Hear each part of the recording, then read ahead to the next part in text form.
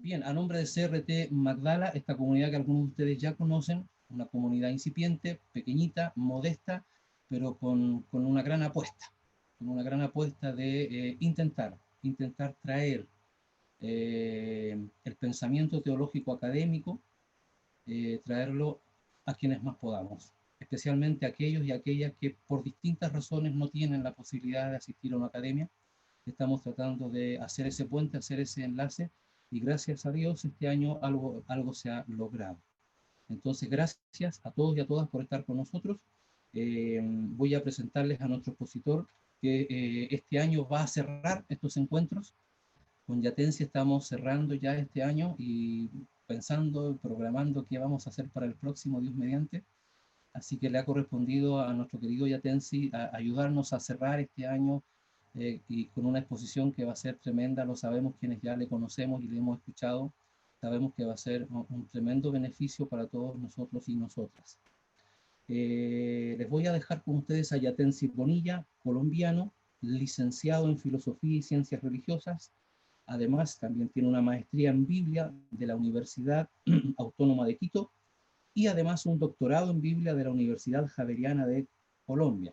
No solo eso, además es cofundador y vicepresidente de un gran seminario conocido en toda Latinoamérica, el SEMISUD, el Seminario Sudamericano, y aparte de eso es consultor permanente para el CLAI, el Concilio Latinoamericano de Iglesia. Para quienes conocen esa entidad saben lo importante que es en nuestro continente. Aparte, es escritor de al menos 10 libros y un género que a mí me llamó la atención cuando estuve consultando ahí su currículum, una novela. Interesante género que no es muy usado en nuestras áreas teológicas y por nuestros teólogos, pero muy interesante género, así que vamos a buscarla y a leerla por ahí. Voy a dejar entonces con ustedes a Yatensi Bonilla y en su exposición que lleva por título Cristo, muy sugerente el título, Cristo y el cristianismo, dos grandes enemigos. Yatensi, muchas gracias por estar con nosotros. Tu espacio, tu tiempo, bienvenido. Eh, Claudio, muy bendecido y gracias por esta invitación. También a Mario, un gusto y pues estoy conociendo, bueno, yo amo Chile y ya se dan cuenta que conozco muy bien Chile, no todo, pero conozco desde Arica, Iquique, Antofagasta, La Serena, Coquimbo, La Calera por ahí, otro pueblito por ahí, Santiago, Valparaíso, Viña del Mar y hasta llegado hasta Temuco. Mi aspiración algún día es a Puerto Montt, esa canción de los iracundos. Y más hacia el sur que dicen que es no, Chile es un país hermoso, de contrastes. El sur de Chile, de Santiago para abajo, uy, qué vegetación, qué verdor. Pero el desierto es maravilloso. Yo nunca he visto un desierto que no hace sol, sino que es fresco. Entonces Chile es hermoso.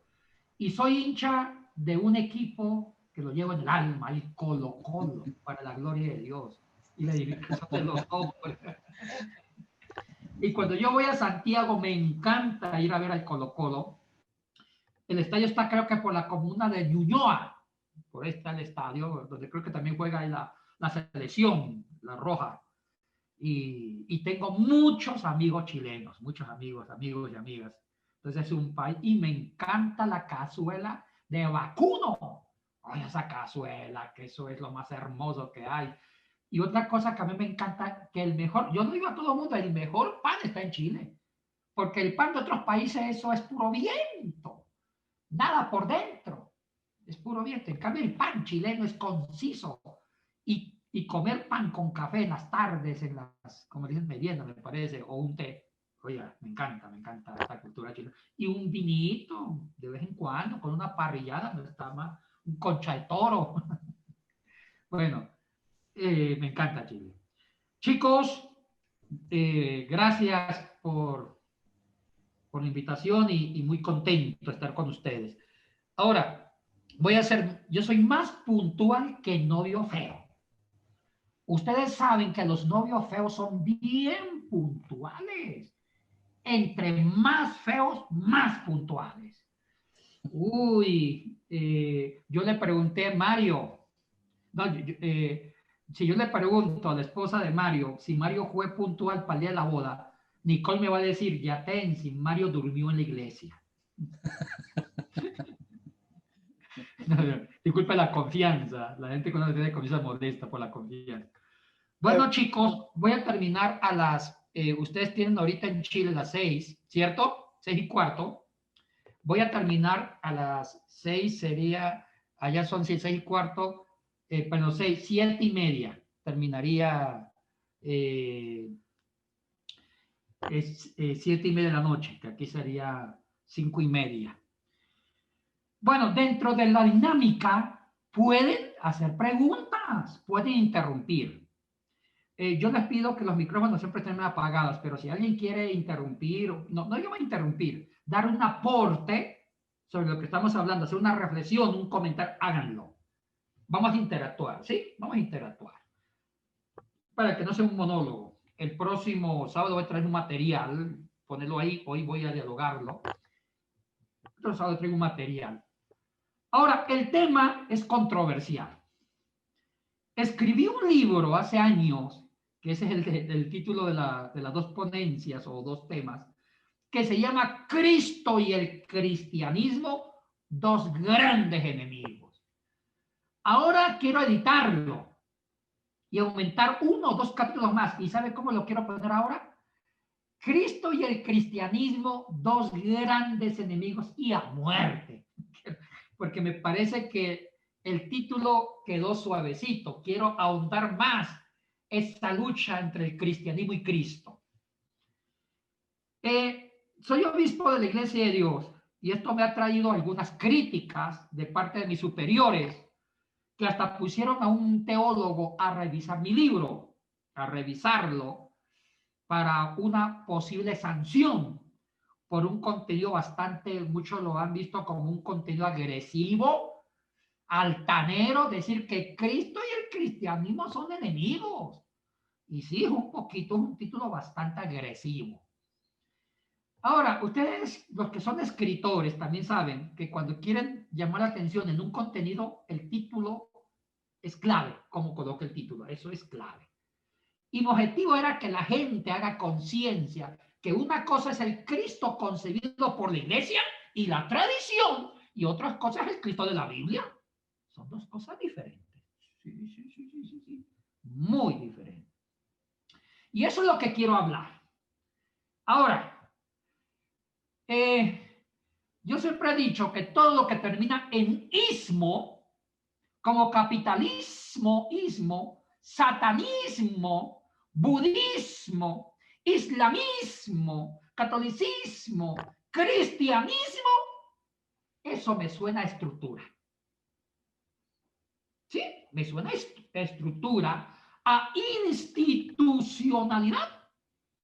Todo lo que termina en ismo me suena a estructura. Y la estructura se fundamenta en tradiciones, en leyes, y se va independizando la estructura institucional y tradicional, se va independizando de del propio origen de un pensamiento. Sí, señor y señorita. Sí.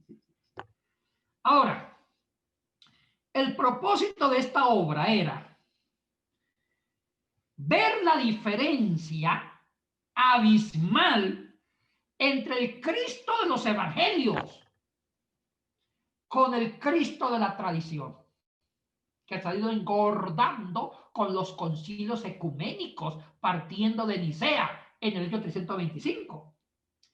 Entonces, a partir del concilio de Nicea, cuando se terminaron las persecuciones con el edicto de tolerancia, porque muchos dicen que fue el edicto de Milán y eso no es cierto, fue el edicto de tolerancia con Galerio, cuando se terminan las persecuciones, empiezan los concilios ecuménicos, que son dogmáticos, doctrinales, para fabricar teologías. ¿Sí? Y el primero de ellos fue Nicea, por el problema del arrianismo. Se celebró en el año 325 después de Cristo, con Atanasio, Eusebio de Cesarea. No diga como dijo mi tío, Eusebio de Cesarea, porque Cesarea es otra cosa. Con todos estos formulan el dogma cristológico. Ahora, la cristología fue adquiriendo un lenguaje filosófico. La cristología dogmática con Nicea, Calcedonia, Constantinopla fue tratando de aclarar misterios que los evangelios no aclaran, y no les interesa aclarar ciertos aspectos de Jesús que sí les interesaron los concilios. Oye, interesante esto. Uno de ellos como la famosa unión hipostática.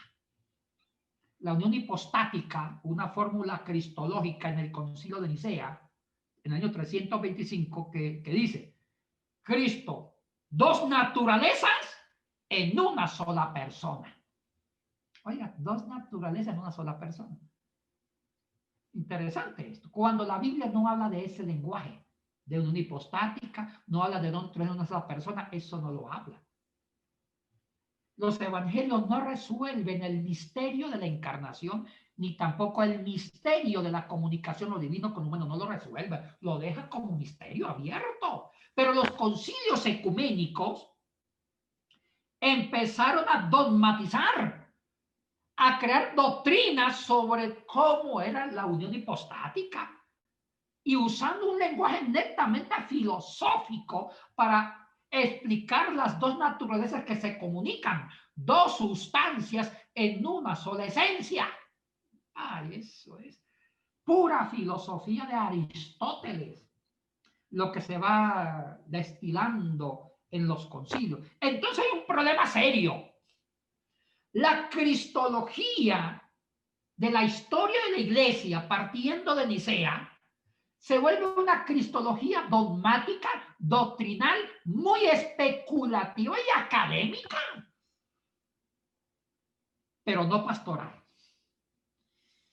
En cambio, la cristología de Pablo, la cristología de los evangelios, es amor, es pastoral. Y ahí no resuelven temas académicos. Lo que Pablo le interesa es presentar la obra de Cristo que sirva a algo. Hay dos Cristos. Cristo de la Biblia y el Cristo de la tradición.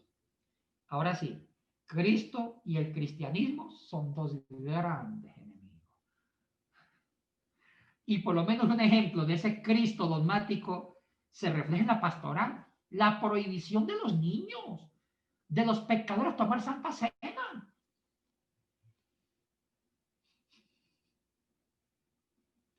Esa prohibición litúrgica está en todas las iglesias. De la mayoría de las iglesias históricas, evangélicas, fundamentalistas como las nuestras, anglicanas, católicas, bautistas, todas ellas.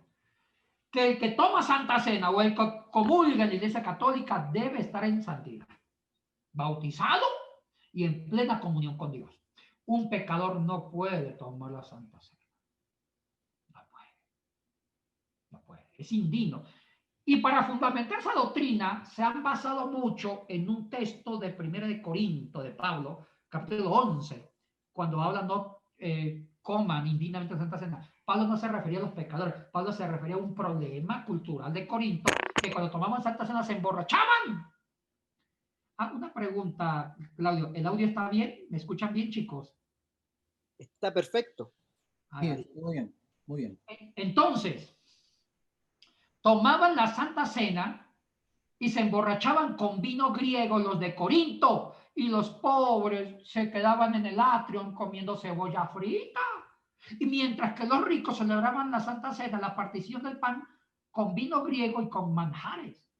Y eso Pablo le calentó y dijo, no tomen la Santa Cena de forma indigna. Se refiere a un contexto de desunión, pero no está hablando de un pecador. Han tomado un texto fuera de contexto para un pretexto y para engordar una tradición.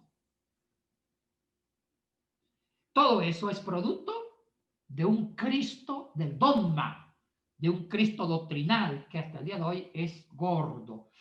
Y a veces ese Cristo que hemos fabricado producto de la tradición, de la historia, ¿de qué nos ayuda a nosotros? ¿En qué nos sirve?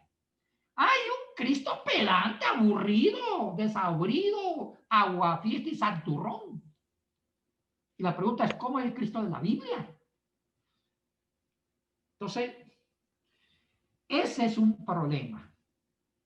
El Cristo que las iglesias nos enseñan es el propio Cristo de la Biblia. Una pregunta grandísima. ¿Y sabe quién me enseñó? ¿Sabe quiénes me enseñaron a volver al Cristo de la Biblia? Una prostituta. No piensen mal, cuidado que lo que estén pensando ahí. Si están pensando que pasó, ¿no? Ya les cuento la historia. Disculpe que use la chistopedagogía. Yo siempre enseño con gracia y con chiste. No se vayan a asustar. Ni humor. Yo tengo un testimonio que lo cuento siempre, por eso soy chistoso. Que cuando yo nací, la única mujer en el mundo, la única madre, porque toda madre dice que su hijo es lindo, ¿sí o no? Toda madre, aunque sea feo. Mi mamá fue la única que no dijo eso. Mi mamá nunca dijo, cuando yo nací, ella no dijo que yo era lindo. No dijo, qué lindo es mi niño. Fue la única en el mundo. Me quedó mirando, yo chiquito ahí. Me quedó mirando y quedó así pensando. Y dijo a mi mamá, qué chistoso es mi hijo. No sé qué quiso decirme. Me vio con cara de chiste, por eso uso el chiste. Ahora bien, voy a contarle un testimonio. Yo tengo un trasfondo, fui católico romano, antes fui jesuita, esa es mi historia, mi pasado. Venía, como todo jesuita, con una cabeza grande, doctrinal y en vida, y me habían enseñado el Cristo de la doctrina, de los concilios. Y voy a pastorear la primera iglesia iglesia de Dios, una iglesia de Dios pentecostal. Y en las minutas de la iglesia Dios dice que jamás los pecadores pueden tomar Santa Cena, no pueden. Y si un pastor obispo de la iglesia de Dios da Santa Cena indignamente a un pecador, le pueden quitar bueno, no es grave, pero sí lo sancionan, que se dice las minutas. Y yo estaba pastoreando la peor iglesia del sector. Era una iglesia de clase baja, pero baja, tirando para más abajo. Una iglesia de prostitutas, ladrones. Uy, no. Estaba en un lugar donde se vendía droga. Y yo estaba recién convertido al cristianismo pentecostal y pastoreaba en primera iglesia de Dios. Y era profesor ya muy bien preparado, pero de pastoral no sabía nada. Y empieza mi peregrinación. Y resulta que en esa iglesia los micrófonos estaban con candados, estaban con cadenas, porque si usted no le ponía cadena, venían a asaltar y se llevaban los micrófonos. Hasta el púlpito tenía cadenas. Todo tenía cadenas. Hasta el pastor le habían puesto cadenas para que no se lo lleven. Todo tenía cadenas. Y ese día me tocaba dar Santa Cena. Se puso en la fila la gente que iba a tomar y yo siempre preguntaba, y yo era hijo de la doctrina y respetaba la tradición, y yo decía, los que estén en plena comunión con Dios y con Cristo son dignos de tomar Santa Cena, hagan la cola. Hicieron la fila, todos. Cuando en la fila se colocó la prostituta del barrio que era famosa, era la jefa de las prostitutas, la jefa que era conocida, y entró con traje de trabajo, con una minifalda que se le veía hasta el alma y con un olor de perfume barato. Entró. ¡Ay! Se puso en la fila para tomar Santa Cena. Y yo ya me preparé mentalmente, dije, cuando esta señorita o señora venga a pedir Santa Cena, yo no le puedo dar porque la doctrina lo prohíbe. Yo le voy a hacer una pregunta para descalificarla. Le voy a preguntar, señorita, ¿usted sabe qué es lo que me pide? Yo estoy seguro que ella me va a decir, no sé. Cuando me diga, no sé, yo digo, señorita, primero acepta a Jesucristo como su Salvador, después se prepara para el bautismo y después que se bautice, toma Santa Cena. Pensaba decir eso. Pero mire, cuando se acerque ella, toma la Santa Cena. Y yo le digo, la quedo mirando, digo, señorita, ¿sí sabe lo que me está pidiendo? Ella me dijo, no sé, pero una cosa sí sé, que lo que usted me va a dar en este momento va a cambiar mi vida. Y me hice una pregunta, que ya sabía la respuesta. ¿Qué haría Jesucristo en este momento?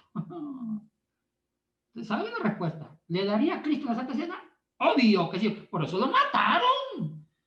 Por destruir las teologías farisíacas, el dogma saduceo y toda la teología del Sanedrín, del judaísmo oficial ortodoxo. Por eso lo mataron. Por quebrar estructuras religiosas en beneficio del ser humano y sus necesidades. Ah, yo me hice esa pregunta. Y esa es la respuesta y se la di. Y de hecho se convirtió a Cristo en plena Santa Cena. A partir de ese hecho histórico y marcó mi pastoral, dije, por Dios, ¿qué estamos haciendo con tanto teología doctrinal, estructurada, cuadrada, cuando nos estamos divorciando de la pastoral? Claro que siempre en la vida hay sapos. Alguien le contó a mi jefe, al supervisor nacional, hay siempre en la vida hay sapos, siempre. Me llama el supervisor otro día, yo ya sabía, y Atensi, lo quiero en mi oficina en este momento. Ay, chismes por aquí ya volaron. Dicho y hecho, llego a la oficina y lo primero, él nunca preguntó cómo estaba la prostituta, él no le interesaba la prostituta, él le interesaba cuidar la doctrina de la iglesia. Oiga, yo he visto que muchos pastores hacen eso. Las iglesias se ponen a cuidar la sana doctrina, entre comillas, que sana no tiene nada, y a cuidar estructuras eclesiásticas, y ahí ya han fabricado su propia cristología, que está bien diseñado para el sistema. Oigan, Cristo y el cristianismo son dos grandes enemigos y a muerte. Y a muerte. Ahora, esta obra tiene 3 partes. La primera parte es la descripción del Cristo de la Biblia. ¿Cómo era el Cristo de la Biblia? Fundamento, hago una exégesis. Hay un texto que me encanta, que es el texto donde me inspira la cristología. Filipenses 2, capítulos 5 al 11. Ese himno, anoten lo que es, lo saben, es famoso. Filipenses 2, del 5 al 11. Para mí, Pablo recoge toda la cristología de la iglesia primitiva, tanto helena como palestinense, lo recoge ahí. Ya voy a hablar por qué lo recoge en ese himno. Es la esencia de la cristología primitiva, tanto de las iglesias gentiles como de las iglesias palestinenses, judeocristianas. Cuando hago el primer capítulo, una exégesis lo más posible sobre quién era Cristo, cómo Cristo lo veía en los evangelios, paso al segundo capítulo, rastrear de cómo Cristo fue concebido en los concilios. Y ahí es donde se habla la dogmatización de Cristo, cómo Cristo se volvió a estructura teológica, que lo que en la Biblia era un Cristo para el servicio de la gente, en la pluma y en la mente, la colectividad de la iglesia medieval, se convirtió un Cristo doctrinal, académico y especulativo, que sustentó la iglesia medieval y hasta el día de hoy. Y hago la crítica, comparo las dos cristologías de la Biblia versus la cristología de la historia de la iglesia. Pero llevo un tercer capítulo. Vuelvo a recoger un desafío de del Cristo de la Biblia sobre el amor ágape y presento ya ese es mi aporte, el 3, un Cristo pastoral que responda a las necesidades. Chicos, más o menos así se planteó esa obra.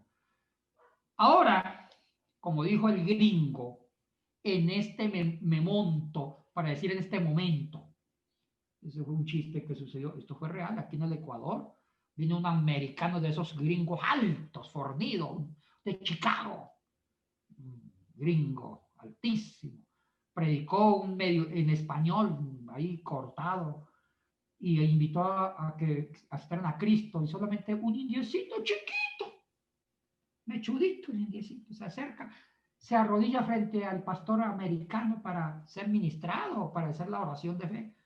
Y el pastor gringo, en lugar de decir, en este momento vamos a orar, porque eso iba a decir él, y siempre decimos así, en este momento vamos a orar, dijo, le pone esas manotas encima de la cabecita del indígena. Dice, en este momento, el indígena alza la cabeza, a veces el gringo alto se fue. Como dijo mi tío, como alma que lleva el diablo, se fue. Bueno, chicos, en este momento vamos a hablar del Cristo de la Biblia, ¿ya? Vamos a hablar. Hago una pregunta. ¿Cuál es la concepción de la figura de Jesús en la teología del Nuevo Testamento? En los 27 libros del Nuevo Testamento. Ay, esto es una maravilla. Hay que rastrear la concepción del Cristo en los evangelios, la concepción de Cristo en la literatura paulina, y me encanta la concepción de Cristo en el Apocalipsis. Sí. Las tres posturas de los evangelios evangelísticos, de la literatura paulina y de Apocalipsis, van por la misma línea. Un Cristo a la disposición de, y esto me gusta retenerlo, es un Cristo al servicio de. En cambio, el Cristo de los dogmas, de los concilios de Nicea, Calcedonia, es un Cristo al servicio del sistema, de la estructura teológica. Uy, cambia mucho. Ahora, repasemos el Cristo al servicio de la gente, de las necesidades humanas. Está presente en los evangelios sinópticos, en la literatura paulina y en la literatura apocalíptica. Y voy a definir, voy a poner palabras cortas que resumen todo lo que quiero decir. Primero, cuando digo un Cristo, la pregunta es en la Biblia. ¿El Cristo del Nuevo Testamento al servicio de quién está? Y el Cristo de la tradición, de los concilios, de la historia de la iglesia, ¿al servicio de quién? Y respondo. El Cristo de la Biblia está al servicio de las necesidades existenciales humanas. Está al servicio de las necesidades existenciales humanas. El Cristo de la historia de la iglesia, del sistema de estructura, está al servicio de las estructuras académicas para fundamentar un dogma académico que rija la iglesia. Uy, esas perspectivas determinan la naturaleza de la cristología. Repito, esas perspectivas determinan la naturaleza de la cristología.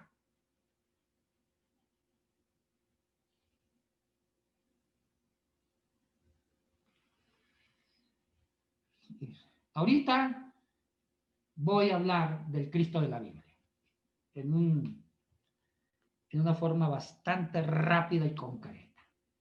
Mire, si alguien quiere interrumpir, dar comentarios, háganos, siéntense en libertad, por favor. Uno es feo, pero uno es agradable. No se dejen guiar por mi apariencia. De esta cara cruel se esconde una ternura. Hablemos, hermanos. El Cristo de la Biblia. Voy a tomar como texto de referencia el himno de Pablo. Anoten. Filipenses 2, versículo del 5 al 11.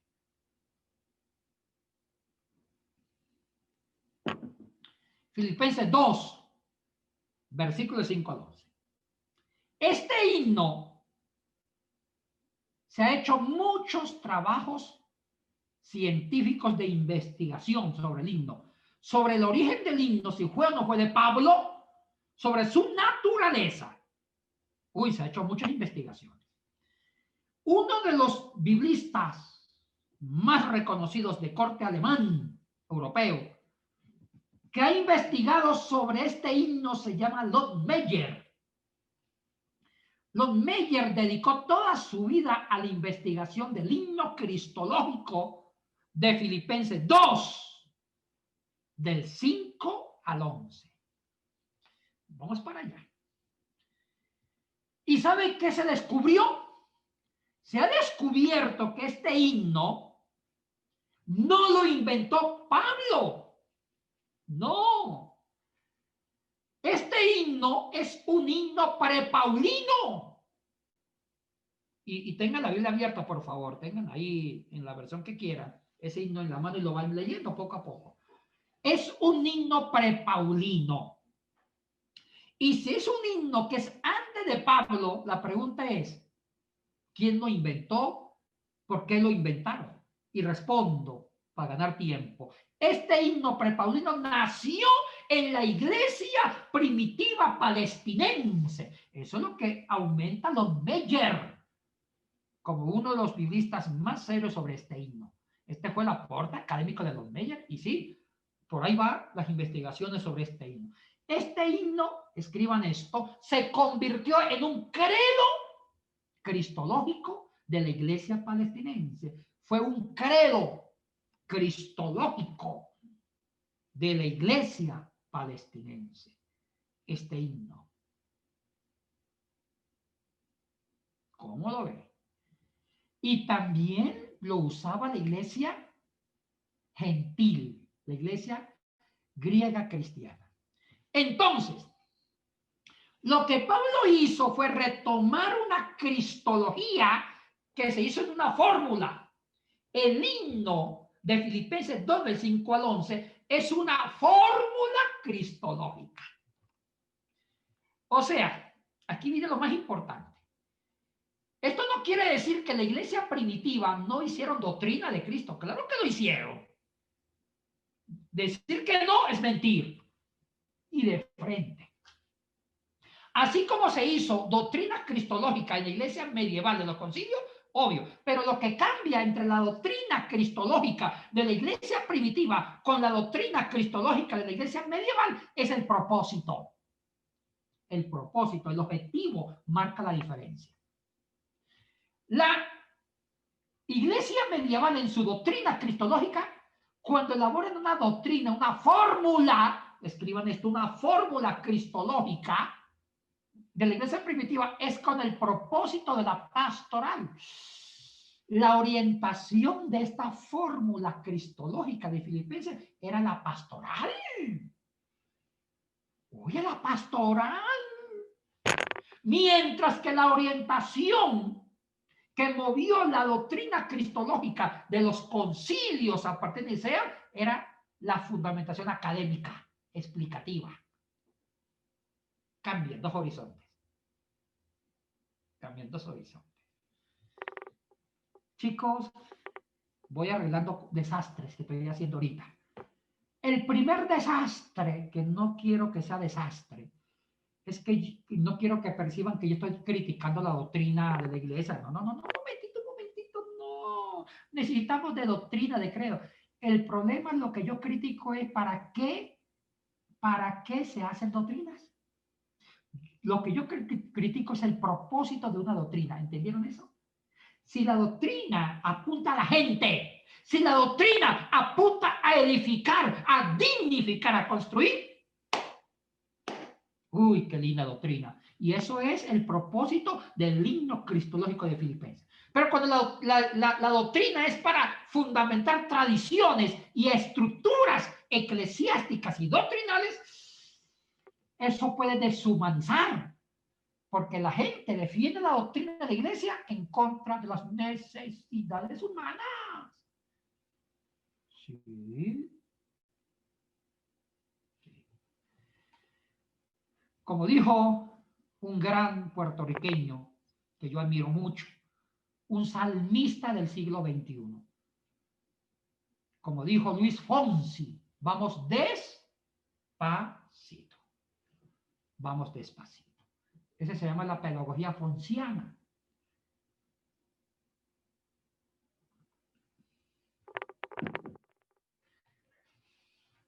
Ahora, vayamos al himno. Ya dije mucho del himno. Es prepaulino y que el himno representaba una fórmula cristológica de las dos iglesias, palestinense y gentil. Ahora sí, vamos al propósito del himno. Escriban. El propósito de este himno paulino es la teología de la reconciliación. ¡Qué lindo esto! Es una teología de la reconciliación. Escriban esto. El himno de Filipenses es fundamentar la reconciliación del hombre con Dios y el hombre consigo mismo y con la humanidad misma y con la naturaleza. ¿Sí? Fundamentemos más esto. Vayan al versículo 5. ¿Qué dice el versículo 5? Vamos a quedarnos en Filipenses 2, versículo del 5 al 11, del 5 al 11, pero quedémonos en el versículo 5. En el versículo 5, Filipenses 2, versículo 5, hay un imperativo. Tengan este mismo sentir que tuvo Cristo. O sea que Pablo está invitando a la comunidad de Filipos que tenga el mismo sentir y que asuman el ejemplo de Cristo. Ay, tengan un mismo sentir, el ejemplo de Cristo. En el griego, me gusta más verlo en el griego, y en el griego del versículo 5 está diciendo Pablo, por favor, hagan lo que Cristo hizo. O sea, que se unan al ejemplo de Cristo. O sea, que el versículo 5 me está dando una pauta ética. Me está diciendo, viva y compórtense como Cristo. Pablo está diciendo, por favor, aprendan académicamente la fórmula doctrinal de Cristo. Dos naturalezas en una sola persona. No estoy diciendo eso. Él no está incentivando a la gente que memoricen una fórmula doctrinal. Él está incentivando a la gente que vivan como lo que Cristo hizo. O sea que para Pablo la cristología es práctica. Uy, sí. La cristología es ética. Y la cristología es pastoral. Ahora, desmenucemos el himno. El himno tiene tres grandes partes. Tres partes. La primera es la preexistencia de Cristo. La primera parte. La segunda es la elevación, perdón, la segunda es el rebajamiento de Cristo, rebajarse hasta el fondo. Y la tercera parte es la elevación de Cristo. Entonces son tres partes. Preexistencia, rebajamiento y elevación. Ay, no les quiero dañar la inocencia de ustedes, porque veo que ellos son bien inocentes cristológicamente. Y no quiero ser un verdugo que le dañe la inocencia en Cristo Jesús. Pero me atrevo un poquito ahí disimuladitamente. Los Meyer dice que las tres etapas del himno de Pablo, que no de Pablo, de la iglesia, la preexistencia de Cristo, el rebajamiento y la elevación, está en consonancia con muchos mitos de un héroe divino. Muchos mitos circundantes a Israel hablaban de la preexistencia de un Dios, el Dios que se rebaja y el Dios que se vuelve a elevar. Hace referencia a lo parecido con el mito de Osiris, Isis. Cuando muere Osiris, primero era un dios egipcio, después muere Osiris, después resucita Osiris y otra vez la tierra, las riberas del Nilo vuelven a verdecer. También lo mismo el caso de la muerte de Persefoné, la hija de Deméter, la hermana mayor de Zeus. Cuando Persefoné es arrastrada, la llevan al infierno del Hades, con Hades, y después van y la rescatan, y cuando resucita, preexistencia, muerte O sea, rebajamiento y elevación. Interesante esas tres etapas que lo Meyer lo compara con las tres etapas de muchos cuentos mitológicos. Bueno, eso era un comentario extra, que ustedes son mentes brillantes, que saben discernir. Claudio, ¿puedo ser crítico o mejor voy despacito? Usted dígame, usted conoce a su gente. El espacio es tuyo, el tiempo es tuyo, Yatensi, y toda la gente que estás viendo ahí en pantalla, creo que casi todos ya han estado con nosotros y saben que este es un espacio de libertad para que expongas lo que tú creas necesario exponer. Así que con toda confianza, adelante. Si ya estuvo mi Timoteo, Keno, Párrame, bueno, ya creo que ya están hechos ya han perdido el miedo, ¿sí o no? Y no hay problema. Ahora bien, siguiendo con esto, las tres etapas de la cristología. Tres etapas. La persistencia, el rebajamiento y la elevación. Pablo quiere presentar un Cristo que sirve de algo. El Cristo de la reconciliación. ¿Por qué le da un rostro pastoral a ese himno, Pablo? Con el versículo 5, tengan el mismo sentir que tuvo Jesús. O sea que Pablo me quiere enseñar que adoptemos una conducta en la figura de ¿quién? De Cristo. Entonces, determinemos cuál es el propósito de esa cristología. Esa cristología de Pablo no es académica, es académica la pastoral, por favor, no pierdan la perspectiva. Las tres etapas. Primera etapa, la persistencia de Cristo como Dios. Quedémonos ahí. En el versículo 6, dice Pablo, Él, Cristo, existiendo en morfé. Hay esa traducción de forma, porque la Reina Valera traduce el morfé como forma, si lo revisan. Dice, Él existiendo en forma de Dios. No, esa traducción no me gusta. Porque la palabra griega es morfé. Y morfé significa naturaleza. Si yo tengo que revisar la traducción, diré así. Él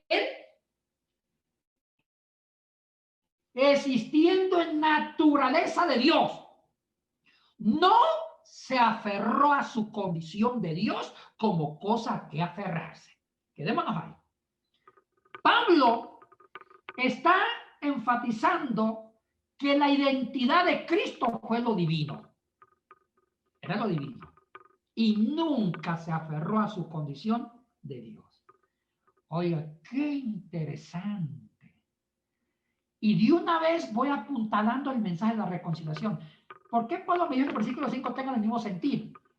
Lo Meyer hizo investigaciones serias que Pablo se estaba refiriendo a conflictos entre los hermanos de Filipos. Habían pugnas. Faltaba el perdón y el amor. Por eso es que Pablo está diciendo tengan el mismo sentir de Cristo. Ahora, hablemos sobre la teología del perdón. Vuelvo a repetir, yo no quiero desenfocarme de la pastoral, porque ese himno cristológico apunta a una pastoral por falta de perdón. Pablo está diciendo que Cristo vivía en su estructura divina, en su yo de Dios. Coloquen esto, yo de Dios. Cristo era Dios totalmente, sus estructuras. ¿Cuál era la identidad de Jesús? En el versículo 6, lo divino. Ahora apliquémoslo a nosotros. Ay, todo mundo tiene sus estructuras. Todo mundo tenemos nuestra identidad psicológica, emocional, fisiológica, nuestra identidad. Pero ¿sabe cuál es la diferencia que Pablo quiere resaltar? Que Cristo tuvo la capacidad de renunciar a su identidad. ¿Y nosotros qué? Segunda etapa. El rebajamiento. Escriban esto. Cristo se despojó de lo divino. Renunció de lo divino. Y sigamos leyendo el versículo 7. Dice, versículo 6, Él existiendo en naturaleza divina no se aferró a su condición de Dios como cosa que aferrarse, sino que se despojó de su naturaleza divina. Y cuando se despoja, pongan la segunda etapa, la muerte al yo. la muerte al yo, que significa encarnarse. Cuando muere a su yo de Dios, asume otra naturaleza. ¿Cuál es? Se encarna en la naturaleza humana, se vuelve un humano 100%. Entonces yo aquí hablo de dos etapas. Morir al yo divino, su preexistencia, y segundo, encarnarse en lo humano, que es rebajarse.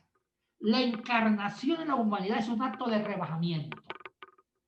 Repito, murió, hay tres etapas del perdón. Yo aquí ya estoy hablando del perdón. Tres etapas de la reconciliación. La primera etapa de la reconciliación es morir a su yo. ¿Y cuál era el yo de Dios? ¿Cuál era el yo de Cristo? Divino. Muera su yo. Segundo, ¿para qué muera su yo? Para encarnarse en la miseria humana, rebajarse. Ay, ay, ay, quedémonos ahí. Miren, para mí este himno de Pablo es un acto de reconciliación. ¿Por qué es un acto de reconciliación? Porque Cristo, siendo Dios, Él pudo reconciliarse con un decreto divino. Él puede decir decreto número 001. Todos sean salvos. Pero no. Él, yo, cuando era joven yo decía, pero Cristo se complicó la vida. Él pudo salvarnos. Él pudo salvarnos con un decreto del cielo, decir todos sean salvos, sin necesidad de morir al yo divino y encarnarse en la humanidad. Él pudo hacer eso. Pero la pregunta es, ¿por qué se complicó la vida? ¿Por qué tuvo que morir a su yo para encarnarse en nosotros? Porque Él nos quiso reconciliar en las tres etapas. Para Cristo la reconciliación, porque Él quería reconciliarse con la humanidad mediante un ejemplo de amor. Mediante un ejemplo de amor. Ahora sí entienden, tengan el mismo sentir que tuvo Cristo. Repito, Él quiso reconciliarse con la humanidad mediante un ejemplo de amor. Mediante un ejemplo de amor, ágape. Dejar de ser yo para que el otro sea. Ahora, otra la primera etapa. Cristo existía con su yo divino, pero muere a su yo divino, renuncia a su yo y asume una humanidad total. Quedémonos ahí. Pablo no resolvió algunos problemas que se plantearon los creadores de la doctrina de la unión hipostática. La unión hipostática nació en el Concilio de Nicea en el año 325 a raíz del arrianismo. Sí, Claudio. Mil perdones por la interrupción, pero hay algo que está provocando un ruido extraño. He revisado todos los micrófonos, están apagados, me parece que es el tuyo. Algo en tu escritorio, algo cerca del que suena como unas bolitas, algo así que se pegan. ¿Se escucha ahí o ya no? Ahí ya no está. Porque hay un perro ladrando. Es la cámara. Era otra. Por eso suena. ¿Perdón? Cuando me es muevo. la cámara del profe Yatensi que se mueve y suena. Ah, seguramente. Es posible que la cámara esté un poquito suelta. Ya no suena ahí. Eso era. Ok, gracias. No, yo pensaba que el perro del vecino, es que el vecino tiene un perro muy coqueto. Siempre está coqueteándole a las perritas ahí y ladra. Entonces, ay, cada cosa se parece a su dueño. Sigamos. Ahora bien, en la unión hipostática, que fue la doctrina cristológica del año 325, Concilio de Nicea, y ese concilio fue convocado por el mismo emperador Constantino. ¿Saben qué consistía? Se llegó a la fórmula diciendo que Cristo tiene dos naturalezas en una sola persona. Y María es la madre de Dios. ¿Por qué madre de Dios y no madre de Jesús? Porque decía que si era madre de María, perdón, si María era la madre de Jesús, se estaba dividiendo la persona. Ay. Pablo no se preocupó por eso. Cuando Pablo dijo, tengan el mismo sentir, que Cristo existiendo en forma de Dios y se despojó de su naturaleza de Dios y asumió lo humano 100%, él no se puso a pensar cuánto quedó como humano y cuánto divino. Y cuando Cristo era Dios, cuánto porcentaje tenía. Y cuando se hizo humano, con cuánto de humano se quedó y con cuánto divino se quedó. Eso no le importó a Pablo. Ni tampoco a la iglesia primitiva. ¿Cuál fue la intención de la cristología primitiva? Esto. Para Pablo era importante imitar el ejemplo de Cristo. O sea que Pablo engrandeció el sacrificio de Cristo por amor a mí. ¿Entienden eso? Pero el concilio de Nicea es tacaño, es mediocre. Nicea ya está más preocupado por engrandecer a Cristo. Es que Cristo no puede dejar de ser Dios, no. Cuando Cristo era Dios en el cielo, se vuelve humano, algo de divino tuvo que conservarse. Y ahí nace la famosa unión hipostática, usando el lenguaje de la filosofía de Aristóteles, la metafísica, que yo describo eso en el libro, cuando habla en qué consistía la transustanciación, cambio de sustancia, o sea, es un lenguaje filosófico, que lo van a algún día leer. Chicos, porque la doctrina de Nicea sí pensaba en los humanos, ¿sí? Pensaba en la gloria de Dios, en la gloria de Cristo, en la majestad de Cristo, pero no le importaba al servicio de quién, porque Nicea quería pelear con Arrio. Nicea responde al arrianismo doctrinal, que Arrio dijo que Cristo fue netamente humano. Entonces Nicea quiere rescatar lo divino en lo humano, y por eso dice que cuando Cristo estuvo en la tierra era divino y humano 100% los dos. Pero Pablo no le interesa eso. ¿Sabe qué es lo que quiere Pablo? Engrandecer el sacrificio de la reconciliación de Cristo. Repito, engrandecer el sacrificio de la reconciliación de Cristo. Retomo la reconciliación de nuevo. Ay, empecemos a aplicarlo ahorita para nosotros. Ay, la teología del perdón de nosotros da chiste. Va para las iglesias. Yo te perdono, hermanito, pero no olvido. No olvido, pero te perdono. Te perdono, pero no olvido. Porque lo que me hiciste. Lloran las mujeres agredidas por los machistas. Lo que me hiciste no tiene perdón de Dios. Pero te perdono. Te perdono. Te perdono. Oiga, eso no es perdón. ¿No? Vayamos al modelo de Cristo. Cristo era Dios. Vivió y vivía en su estructura de Dios. Su yo era yo de Dios. Era un Dios, era el yo divino. Pero Cristo decidió reconciliarse con la humanidad. Una enseñanza que quiero que lo copien ahí para la pastoral. Voy a decir cosas que van en contra del perdón de los terapeutas psicológicos. Los terapeutas enseñan que el que busca el perdón es el verdugo,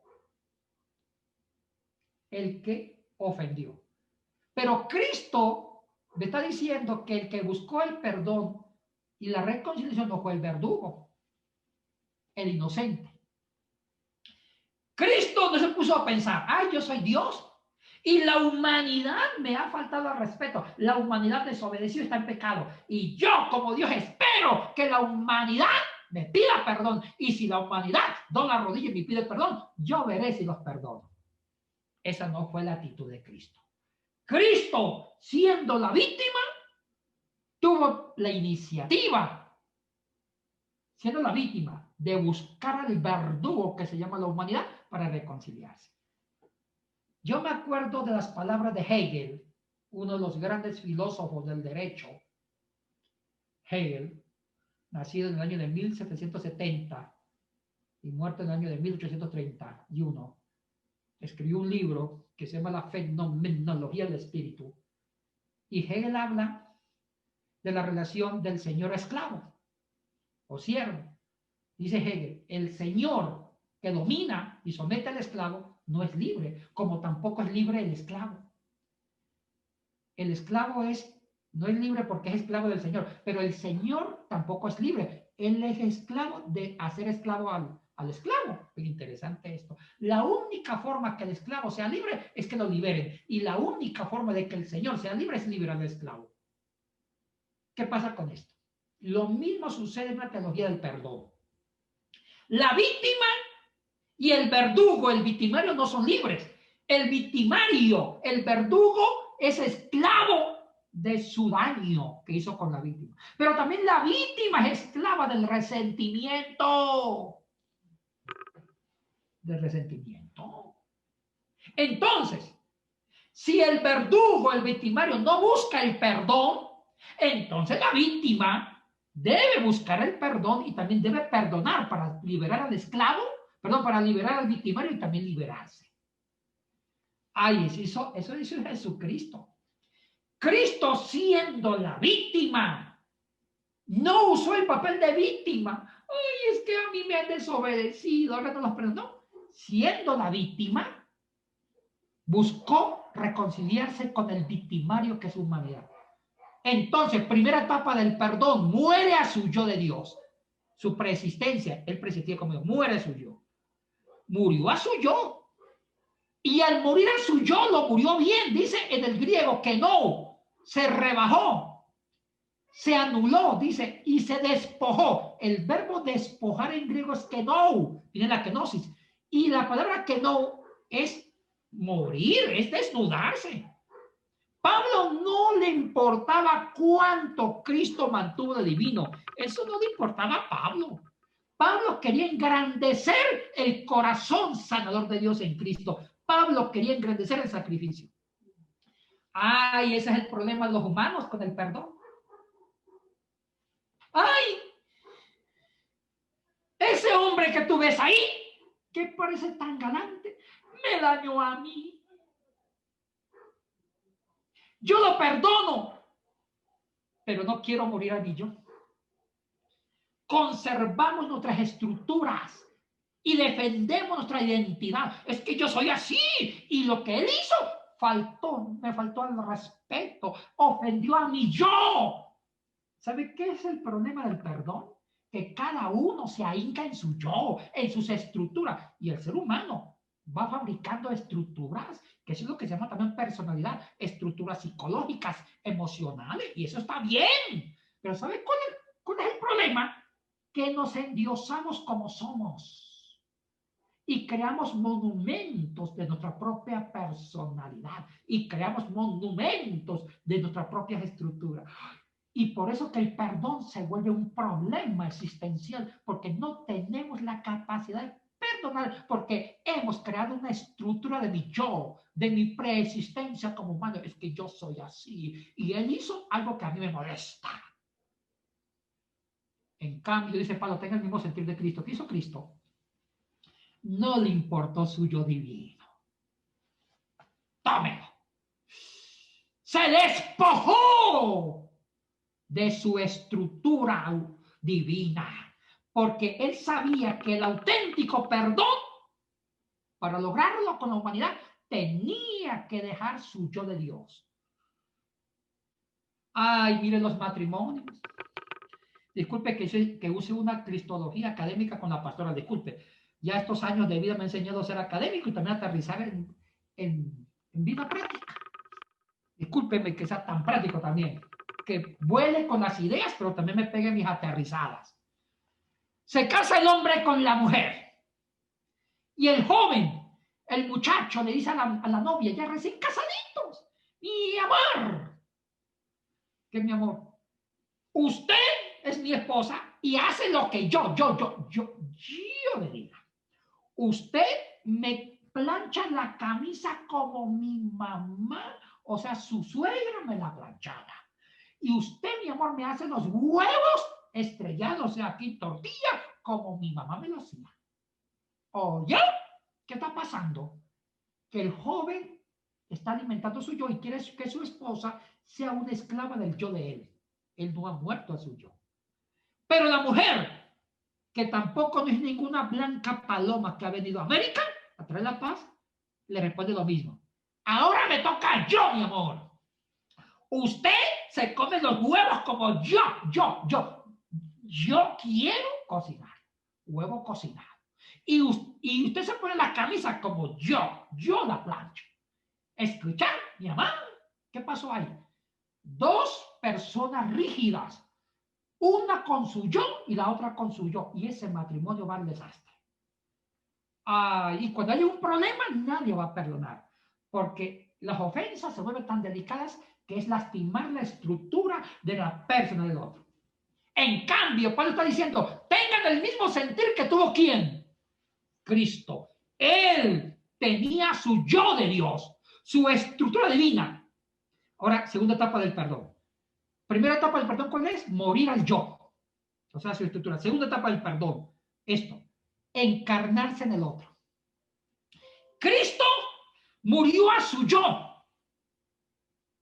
como víctima. Él quería saber cómo siente la humanidad y cómo piensa la humanidad.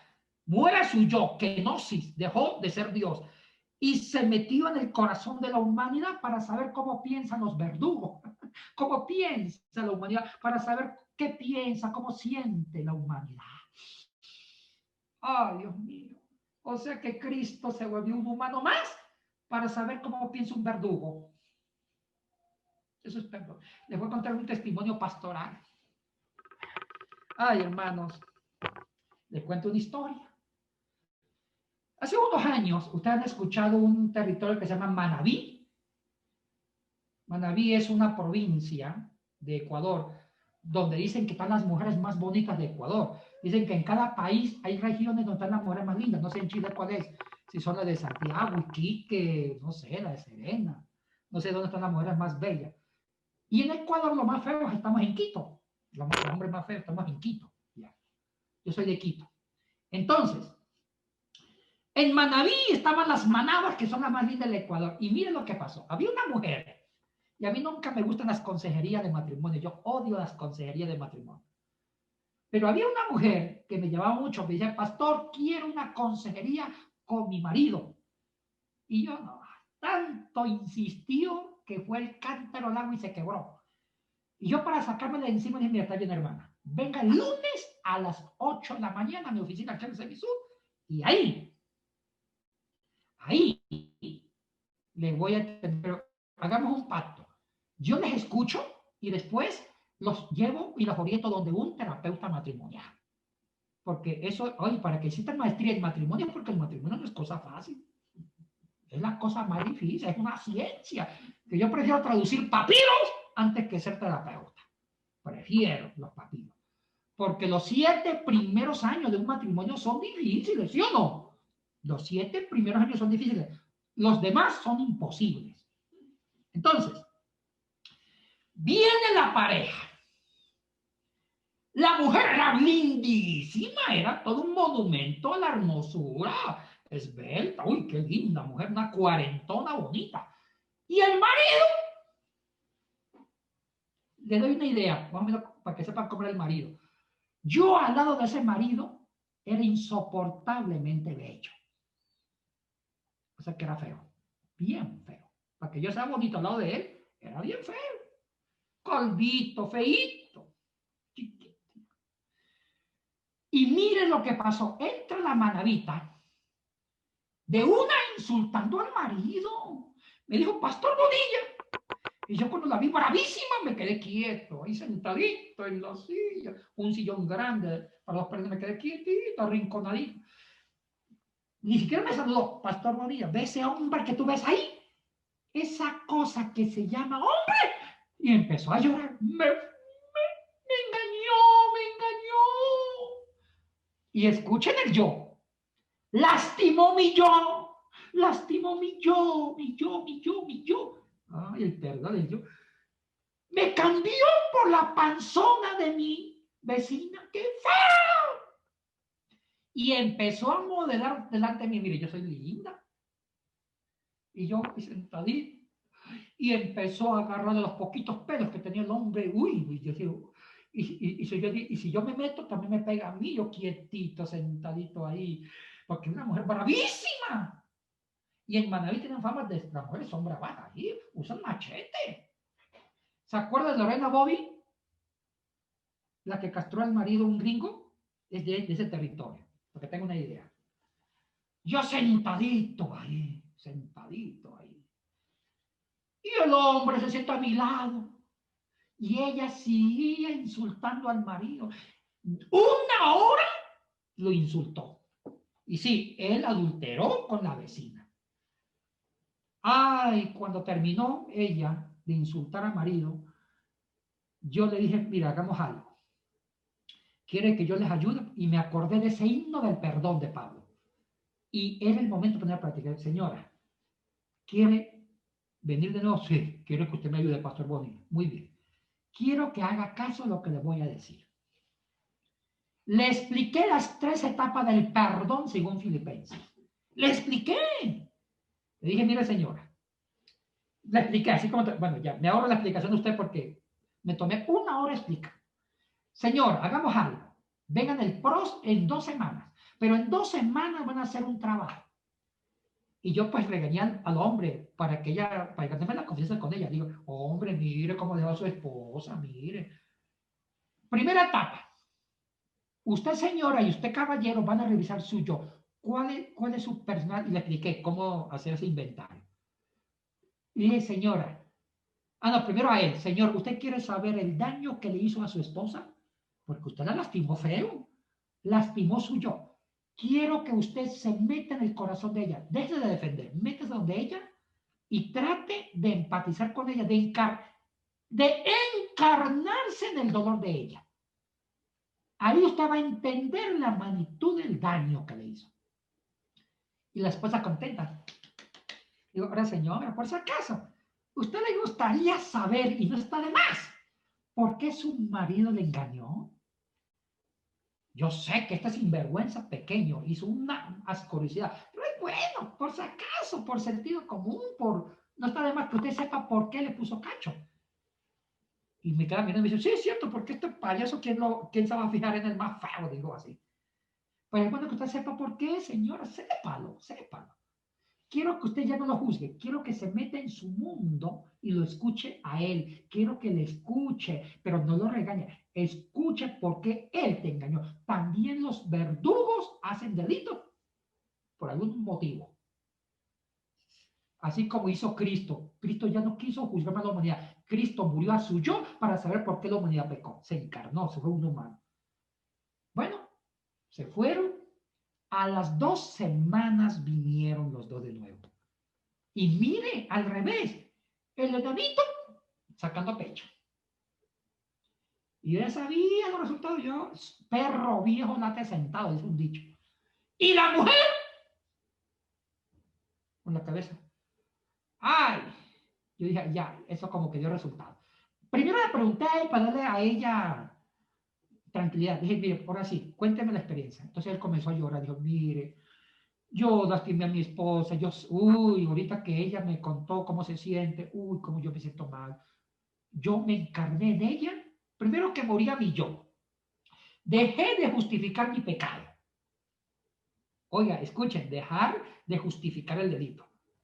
Dejé de justificar mi pecado, defender mi yo, me moría yo y me metí en ella y descubrí cosas.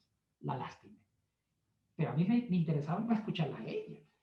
¿Sabe qué me dijo ella? Ahora me toca a mí. Bueno, hice lo que usted me dijo, pastor. Morí a mi yo de mujer bonita. A mi sensibilidad, a lo que él me lastimó, morí. Me metí en él, me costó mucho, pero me metí en él. Y sí, yo también soy culpable con él. Yo también provoqué el adulterio. Digo yo, cuente, está bueno esto, cuente. Y empezó a llorar. Mire, cuando yo me casé, lo humillé de entrada. Como él era feo, yo es bonita, le hice sentir que él era un estropajo y le hice sentir que yo le hice un favor casándome con él. Y lo abandoné. Me fui a vivir con mi mamá y cuando nacieron los 2 niños, él venía del trabajo a hacer su comida y a dar de comer a sus niñitos, a nuestros hijos. Y yo me la pasaba pintándome las uñas con mi mamá a 2 casas. Él, por varios años, hizo de papá y de mamá. Y yo me iba con amigos y amigas a discotecas a bailar. Y él, yo nunca le atendía a él. Y él, solo con los niños. Y la vecina decía, Pepito, agú, agú, ¿quiere una limonadita? Bueno, vecina, y a punta de limonada se acostaron. Oiga, chicos, interesante ese análisis, ese ejemplo.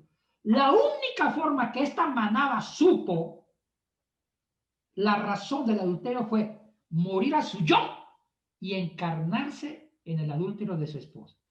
Esto no quiere decir que él sea inocente, no, el pecado de él no se justifica por ninguna razón, pero también se entendió por qué lo hizo y también ella se dio cuenta que ella ayudó a fabricar un adúltero.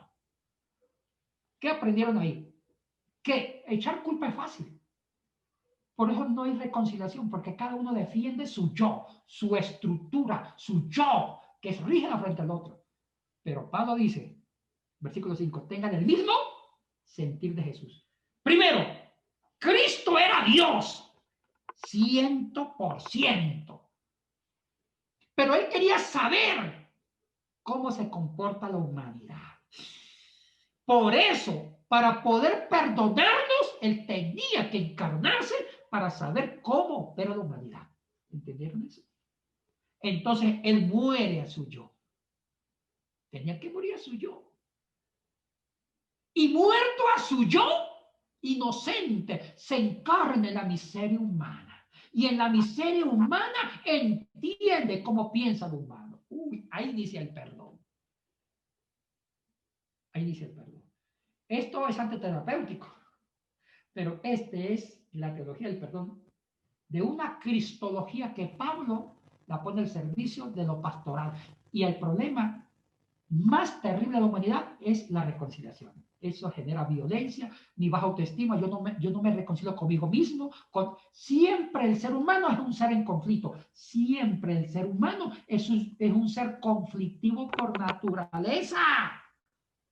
Estamos en pelea conmigo mismo. Yo nunca acepto mi cuerpo, nunca acepto mi cabeza. Pienso en cirugía. O sea que estoy peleando conmigo mismo. Segundo, peleo con el vecino. Tercero, peleo con la naturaleza. Y cuarto, peleo con Dios.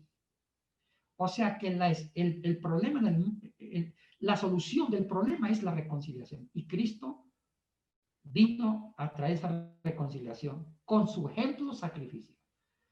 Ay, mire, una vez me hicieron una pregunta. Me preguntaron, Giatensi, un estudiante de teología, ¿qué diferencia hay entre el Dios del Antiguo Testamento con el Dios del Nuevo Testamento? Oye, buena pregunta. ¿Qué diferencia hay entre el Dios del Antiguo Testamento con el Dios del Nuevo Testamento? Buena pregunta, ¿sí o no? Porque el Dios del Antiguo Testamento es cruel, justo, santo, que impone la justicia, y el que no cumpla con su ley, tuki tuki lulú. En cambio, el Dios del Nuevo Testamento es purito, amor, ternura, perdón. ¿Sabe qué le contesté yo? Es que el Dios del Antiguo Testamento todavía no se encarnaba en la miseria humana. El Dios del Nuevo Testamento ya murió a su yo de Dios y se encarnó en el yo humano. Y ahí tuvo misericordia de nosotros. Oiga, la teología de la reconciliación cambia vidas. La teología de la reconciliación es extrema. La teología de la reconciliación sana cuando la practicamos bien. Morir al yo es difícil. Y mientras que no muramos a nuestro yo, la reconciliación se vuelve una utopía y se convierte en una diplomacia política. Yo te perdono, pero no olvido. Ahora, tercera etapa del perdón. Primera era la persistencia del yo divino, moría el yo. Segundo, el rebajamiento de ese Dios, que es volverse humano, encarnarse. Tercera etapa, elevarse. Ponga. La tercera etapa del perdón, de la reconciliación, es ser un constructor de procesos. Es dignificar al otro, construir al otro. Me explico. Cristo existía en su yo de Dios. Primera etapa. Segunda, muere a su yo de Dios. Se encarnó en la miseria humana. La pregunta es, ¿para qué se encarnó en la miseria humana? La respuesta me lleva a la tercera etapa. Se encarnó en la miseria humana para elevarnos con él, para ser un promotor de procesos, para convertirse en un dignificador, en un constructor del yo de la humanidad. Observen la cristología de Pablo. Cristo existía como Dios.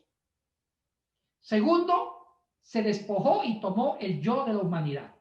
Tercero, se elevó, pero con nosotros. Volvió de nuevo a lo divino, pero llevándonos consigo. Como hijos de él. No sé si me entiende esta paradoja. Desciende, pero asciende con nosotros, salvados. Ahora, la tercera etapa del perdón es dignificar al otro. Cristo murió a su yo. Murió a su yo. Se encarnó en la miseria humana y nos volvió a elevar para construirnos, dignificarnos y ser un motivador de procesos.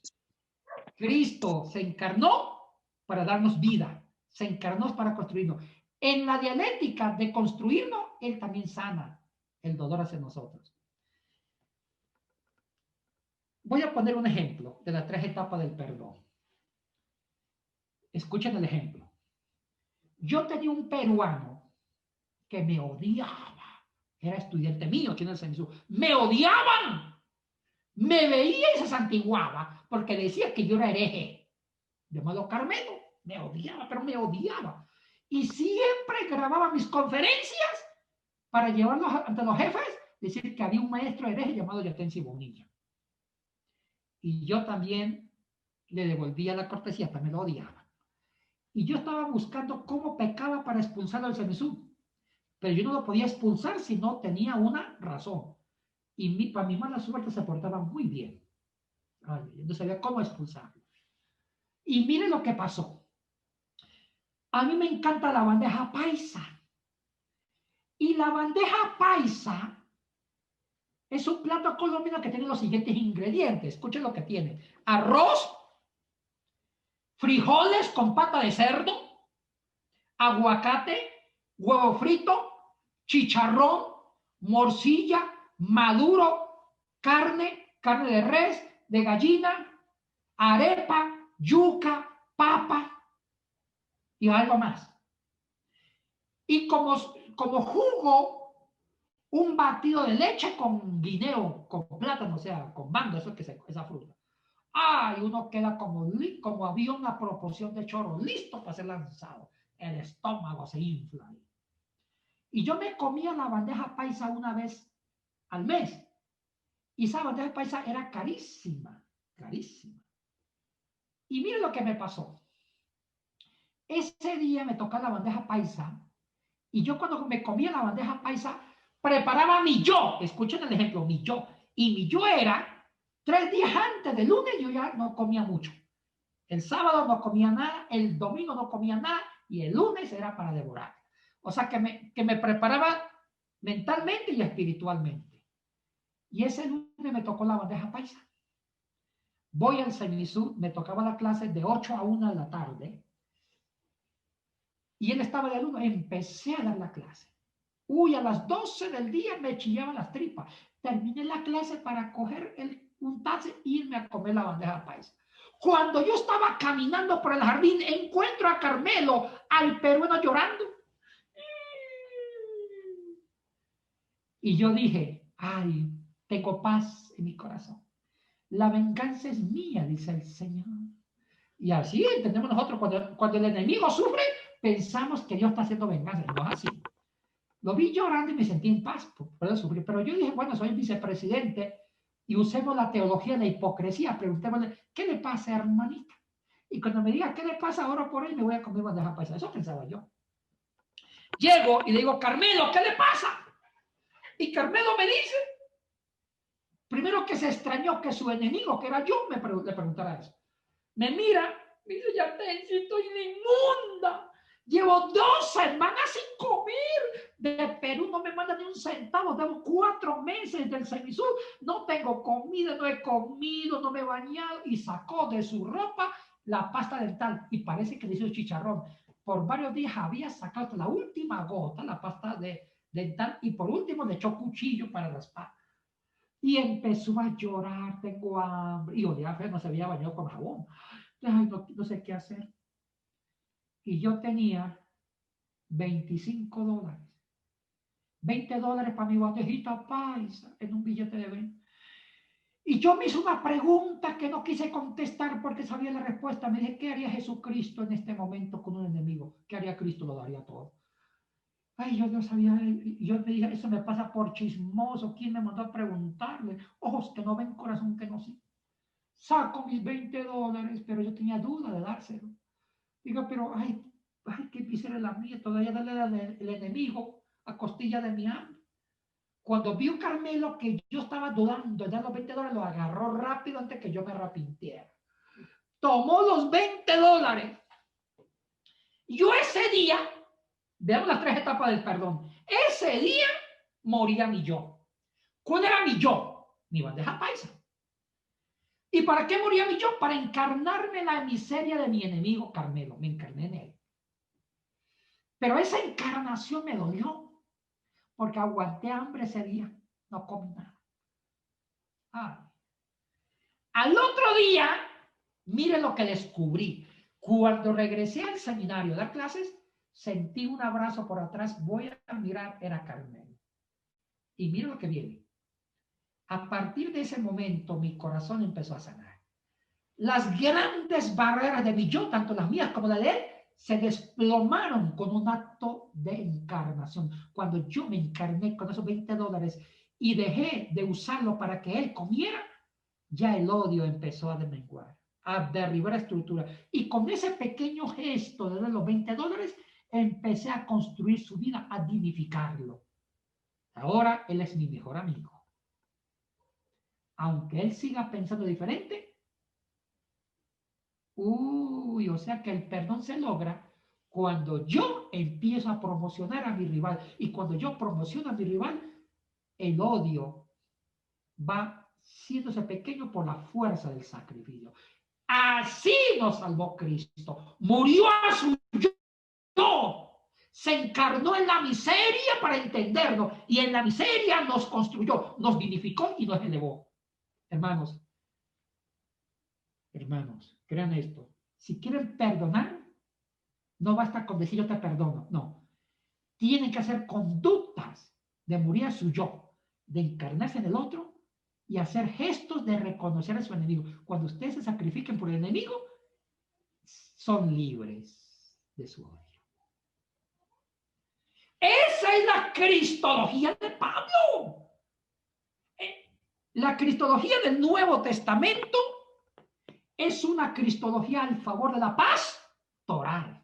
La cristología de la historia de la iglesia está al favor de la doctrina. Esto está como la telenovela Laberinto de Pasiones. Continuará el próximo sábado. Vendrá más sorpresas. Que Dios les bendiga. No sé si hay algún comentario, Claudio. Sí, gracias, Yatensi, muchas gracias por tu exposición.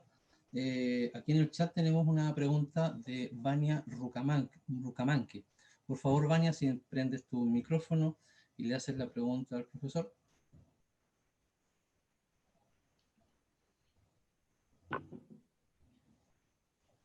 Vania, si estás por ahí. Bueno, mientras Vania prende su micrófono, quería así plantearte algo, Yatensi. Al principio de tu exposición hablaste de estas dos figuras de Cristo, ¿no? El Cristo de la tradición y el Cristo de los evangelios.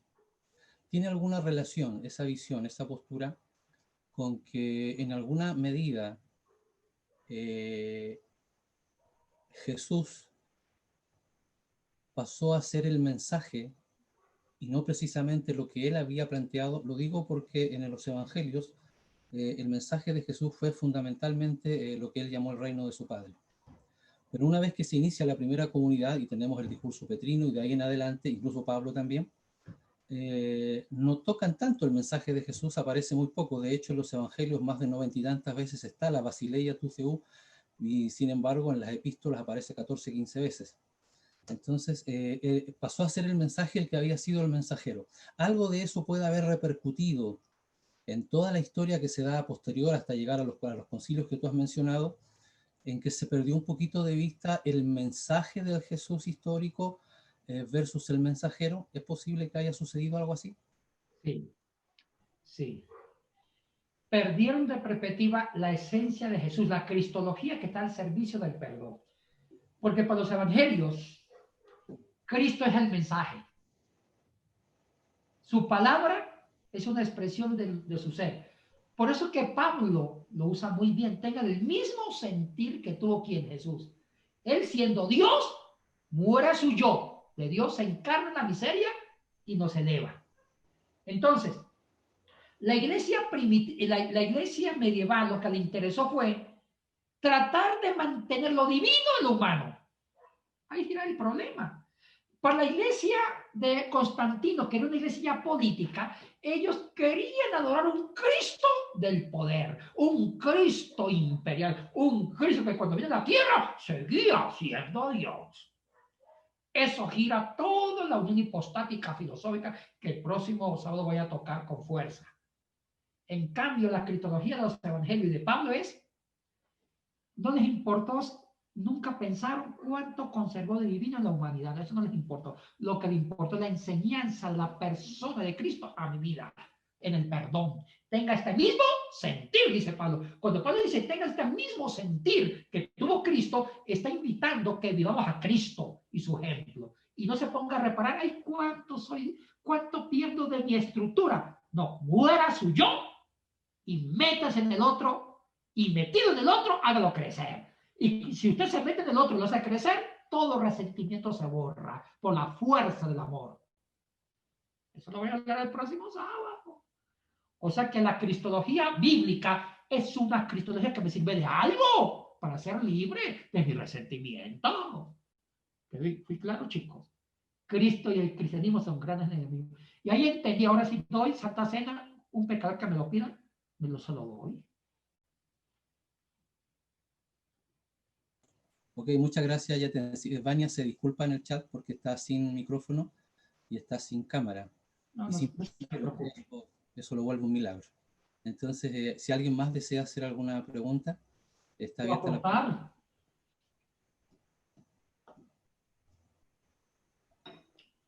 Si Yo, alguien tiene alguna pregunta, sí, perdón. Cristina. Cristina, ya, ok, adelante, Cristina. Bueno, doctor Yatensi, le agradezco su exposición, la verdad da mucha luz, pero algo que me hace ruido a mí y yo creo tengo mucho que estudiar, empecé a estudiar el libro que nos dieron nos pusieron en el WhatsApp de usted de Cristo y el cristianismo.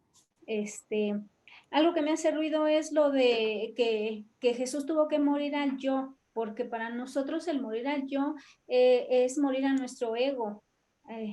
Como humanos. Entonces a mí se me hace muy difícil poner a Dios, que es divino, ponerle un ego. No sé, a lo mejor yo entendí mal, pero tengo mucho por estudiar y espero que en la siguiente clase pueda tener yo más luz. Le agradezco.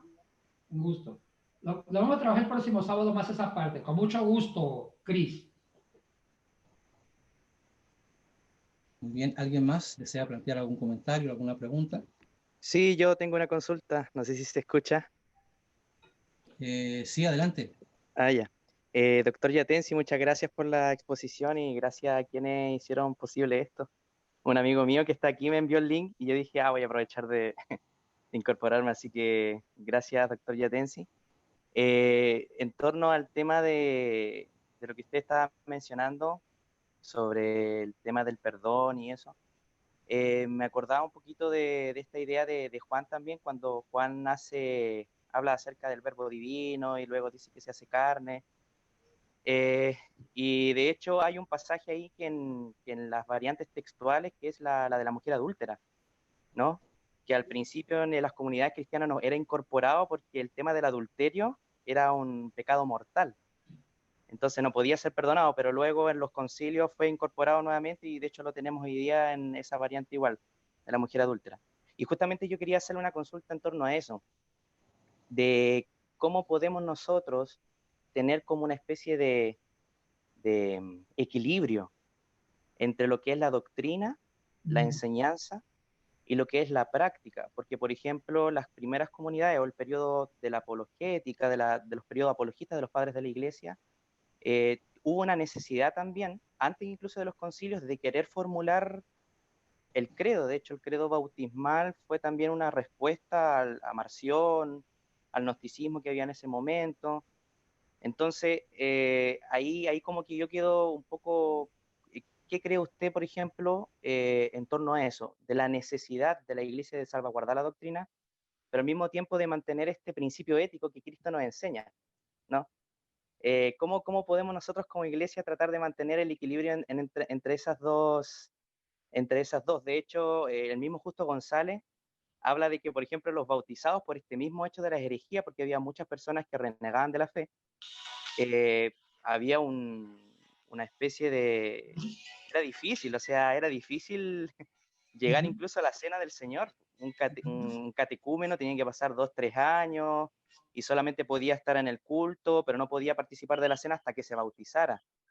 Pero era por una cuestión de la necesidad de la herejía. Entonces, y ahí yo pregunto, ¿cómo podemos mantener el tema de la doctrina con el tema de la práctica de Jesús, entendiendo que hoy día todavía en la iglesia se han fraguado también ciertas herejías y ciertas cosas que de repente incluso terminan oprimiendo a la gente, como por ejemplo la teología de la prosperidad, que oprime aún más a la gente? Entonces, esa es mi pregunta. Muchas gracias de nuevo por la oportunidad de estar aquí escuchándolo. Eso.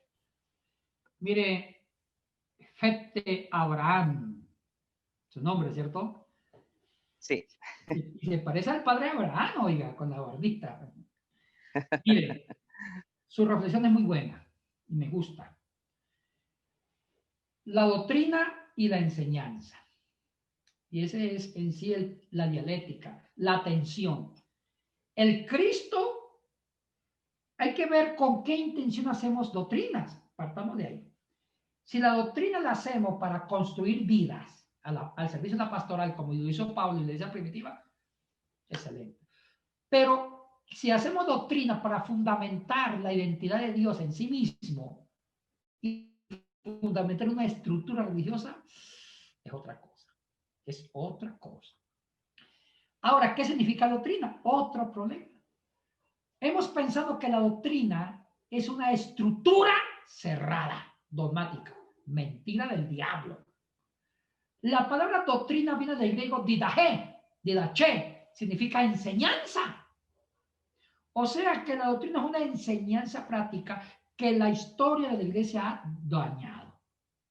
Entonces, pero también no seamos tan duros con lo de Nicea. Ellos hicieron la unión hipostática doctrinal para arremeter contra el arrianismo, porque el arrianismo decía que Cristo fue netamente humano y nunca fue divino. Y lo pequeño humano que tuvo Cristo fue dado por el Padre. El Padre le dio algo de divino para que nosotros lo imitemos a él. Ante esa amenaza de la herejía de Arrio, es por eso que construyen una contrarrespuesta doctrinal enfatizando 100% divino y humano. Pero el problema fue que no midieron las consecuencias y le quitaron la pertenencia de un Cristo pastoral. Mire, nosotros adoramos el Cristo de Nicea, el Cristo de la gloria. El Cristo de la gloria lo adoramos. Las iglesias aplaudimos a Cristo porque es grande. Y hemos elaborado una antropología de la cucaracha, de la hormiga. Entre más engrandecemos lo divino de Cristo, tenemos que volver más pequeño lo humano. Ay, dígame si no es así. En las iglesias nuestras hay la teología del gusano. Hermano, usted no vale nada. Usted no es grande. El único grande es Dios. Aleluya.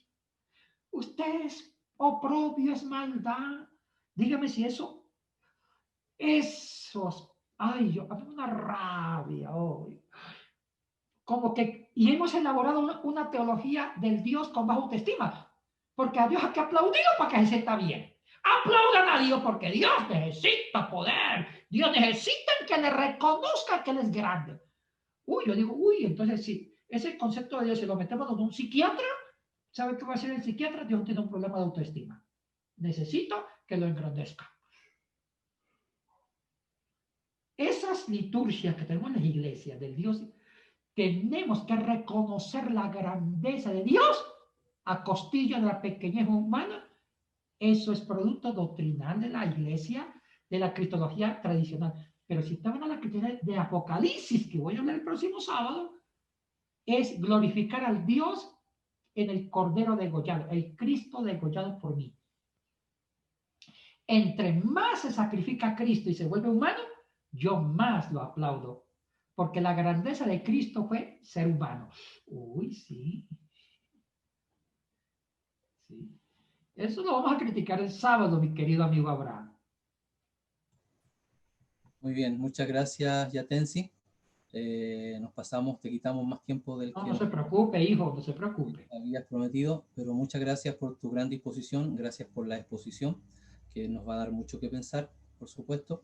Y a los demás los esperamos a todos y a todas el próximo sábado, misma hora, mismo lugar. Y ojalá tengamos espacio también de nuevo para preguntas. Y no se olviden que ya el próximo sábado va a ser la última jornada de estos encuentros que ha organizado CRT. Y así que vamos a estar despidiéndonos también en aquel momento. Muchas gracias a todos, muchas gracias a todas por su presencia y por supuesto muchas gracias, reiterar, para Yatensi también. Nos estamos viendo. Gracias, doctor. Un Gracias. gusto, Nilda, gusto saludarla. Bendiciones. Igualmente. Bendiciones para todos. Muchas gracias. Muchas gracias. Quedamos en Gracias.